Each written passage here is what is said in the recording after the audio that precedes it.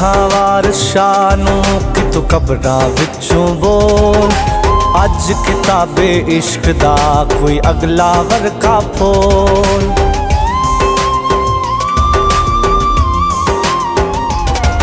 अज आखां वारशाह नूं कि तू कबरां विचों बोल, अज किताबे इश्क दा कोई अगला वर्का फोल। इक रोई सिधी पंजाब दी तू लिख लिख मारे वैन, अज लखां दियां रोंदियां तैनूं वारशाह नूं कहण। वे दर्द मदां दे दर्दिया उठ तक